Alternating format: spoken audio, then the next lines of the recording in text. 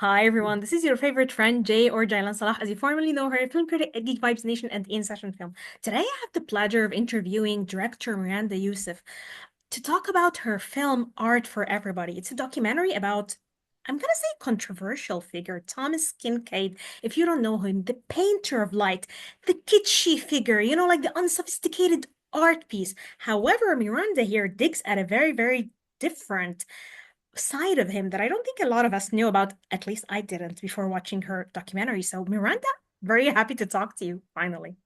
You. Thanks for having me. Why Thomas Kinkade in the first place? hmm Well, I would say that, I had been aware of Thomas Kinkade when I was a kid and, he had the stores and he was just everywhere. But I hadn't really kept up too much with him. And then during the pandemic, my producing partner, Tim Rommel, and I were talking because we've been looking for a project to do together for a year. Anyway, so we were talking with a friend of ours in the fine art world who is a conceptual artist. And our friend said to us, I heard that there might be something interesting about Thomas Kinkade. So we went to the estate and they were like, yes, we have all of these hours of footage. We have hundreds of hours of audio cassette tape. We have paintings, we have photographs, we have fan letters, and we have this vault. And once we heard about the vault, we all just lit up and we thought there is a story here. So then, as I was really looking into the story of Thomas Kinkade, and talking to, everybody who knew him and like researching and all that, I started to realize that this could actually be exactly the kind of movie that I like to make, which is a movie that talks about bigger social and human themes, but through the lens of a really compelling character story. So, he was a very larger than life figure, and his life and his career sort of touched on these different parts and points of American history and culture in such a way that it allowed for us to be able to talk about these big, big questions like what is art and who gets to decide, the politicization of taste, the way that our art and our culture and our politics create each other. So, all of that was, wrapped up in this sort of Greek tragedy. So I thought it was a perfect thing to do. Okay, so throughout watching the film, I had a question in my mind that I think, as fellow artist, I'm a poet also, I tend to get lost in a lot. What is Hmm. the difference, or where do you blur the line between doing art selfishly and greedily for yourself as an artist, and at the same time, this is the only thing I'm good at, this is the only thing I can do, so I also want to make profit out of it? How do you think Thomas Kinkade, not just Thomas Kinkade, but through your lens, kind of answered or maybe complicated the question more for you? Hmm. Well, I think that part of what you're talking about is the tension between being commercially successful and making a lot of money and being critically acclaimed and, maybe not making as much money, but having like stature in the world. Um, And I think that Kincaid really was struggling with that. Just at the very beginning of the film, we have a recording from 1974 when he was 16, and he just sets it up right there. He says, I don't want to be Van Gogh because I don't want to starve, but I do want to be Van Gogh because I want to be recognized as great. And that just, I think, played out through the his entire life and career. I also think that is related to, I call it like he has two holes in his heart. So the first thing was we didn't go too deeply into it in the film, but he really grew up in very dire poverty. So the first hole in his heart was he really wanted financial stability. The second thing was that his father was absent, and then when he was present, he was a troubling presence. So I think that the second hole in his heart was he really wanted to be loved. And I think if you just think of his life in those terms, like those are the two forces that shaped his entire career and his entire life. And, he got adoration and financial success. I mean, the company was making like 100 or 120 million dollars a year when it was at its peak. And he had hundreds of thousands of people who were just like loved him and loved his work. But then also like, he couldn't shift gears when things started to change. So there's a moment in the film where his wife and one of his business associates were trying to convince him, like, just make a licensing business. And, it won't be as big, but, it'll work. And I think he just couldn't do it because he just had those two holes in his heart that wouldn't let him. I also think there's a beautiful theme that I found. His brother was talking one of the interviews, saying that they always returned home to darkness. Yeah. So Thomas tried to create light through all these houses. Some people saw that as fakeness, saw it as an unrealistic depiction of even country life or life, like in the countryside or cottages or, even San Francisco. One of the amazing art critics was saying that this is not the San Francisco. I know the diverse San Francisco, whether sexually or racially, but he was at the core a poor boy trying to create an ideal home. So, how do you see that through his paintings? And how did you try to represent that to people who might not know a lot about him to bring kind of justice to his, I think, a lot of tainted figure most of the time? Yeah, I mean, I think, you know, one of my values as a filmmaker is that you have to love your subject. So, whether they have like whatever their differences are with you, you have to find a way to relate to them and to have care when you're talking or depicting their story.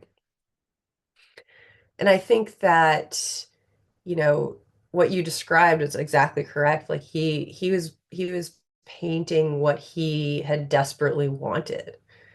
And that to me is I can have compassion for that. It's a very sort of sad thing. And I think that, one of the things that we try to do with the film is to, you know, build a complex portrait because it's like he also has these things that I don't think are great. He has, there's a section at the beginning where, or I guess it's maybe half an hour in or something, where they talk about how he dares his children to be daredevils. And you see them doing all of these dangerous things, and he's just laughing and he thinks it's hilarious. I'm a parent. I'm like, I would never in a million years do that. Um, so, I can have compassion for him and his poverty and his dreams on the one hand, and also be critical of certain choices or character flaws. Exactly, even as artistic choices, when he painted himself as the bearer of the light of good art versus, like bad art and art that corrupts. I think this was one of the most off-putting phases of his persona for me. Okay, why do you think when you discover the vault and that tormented artist inside him, why do you think he created this bright sunshine, two buckets of sunshine persona, which kind of like got on people's nerves? Maybe if they understood his turmoil, his struggle, which was evident in the film, maybe you would have had more sympathy to him. Yeah, I mean, I think it had something to do with like, finding his audience. So I think that he, once he started doing those, what we call the painter of light works, he, and he was a Christian, and so I think he just was sort of taking a part of himself and like expanding it so that it, yeah, exactly became his persona. Um, Also, the persona obviously didn't last, but I think that he was really trying to convince the world that he had the life that he had always fantasized about, which was, he's got this beautiful wife and these beautiful children, and they live in this like just gorgeous like cottage-like house, and so even though some of the stuff that they filmed was not authentic. So, Not exactly. And he was just trying, as everybody else, to be a good parent. He might have failed sometimes and won sometimes, but it's not that image that he was painting of perfection and everything. So that mm, also was, but it's also very interesting to show this humane side of him. I thought this was like the most important part and very mm. interesting for me to dig in. How did you feel when you discovered the work inside the vault? Like, what was your reaction? And what got the most intense reaction from you? That's a really good question. I, Thank you. yeah, Trying.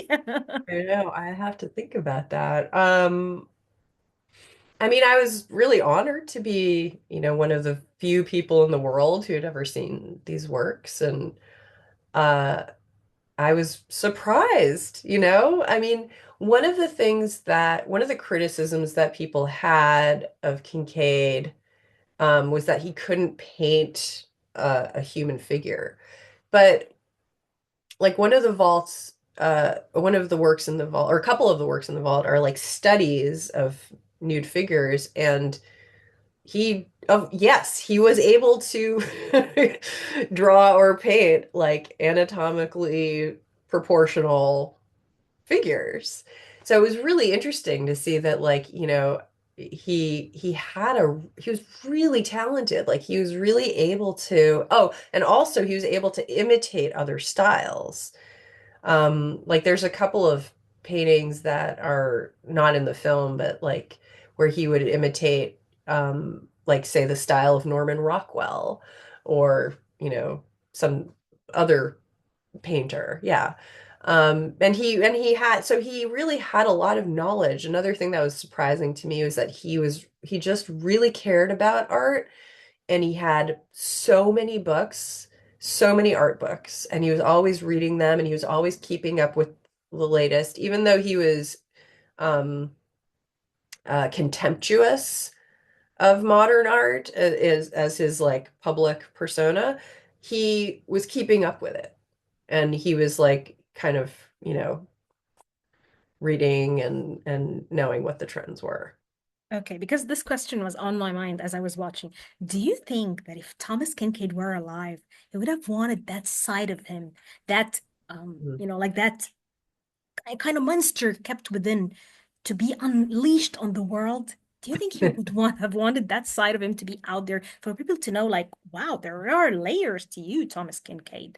What do you think? I don't know. I mean, I think that he would be happy that the about the movie.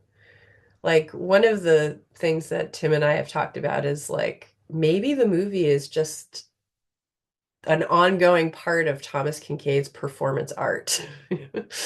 Um, and I think you know, it's hard to know, like everybody has their parts of themselves that that they're scared to share. I mean, I think that that's sort of sums up what was going on with Thomas Kinkade. Like maybe he was scared that if he let it out, something, everything would fall apart, But the truth is, what the film is really about is that if you deny yourself full self-expression, it will destroy you. So 100%. That's the message. That's the key message. Well, Miranda, thank you so much. I really enjoyed having this conversation with you. And seriously, this is an eye-opener. I can't wait for everyone to watch this film. thank you. We're updating everyone with the screening locations and dates. Please. Yes, the so we're starting our theatrical run in New York City on March 28th. I will be there for the opening weekend, some Q&As with some really fun people. And then we're going to be opening in different theaters nationwide as we progress through the spring. And we will be updating our Facebook and Instagram and our website with all of the information. The website is artforeverybodyfilm.com. And our Facebook and Instagram handle is Art for Everybody Film. One word, no numbers or special characters. Art for Everybody Film. So please join us and you will be up to date with everything. Well said. Thank you, Miranda. Thank you so much for having me.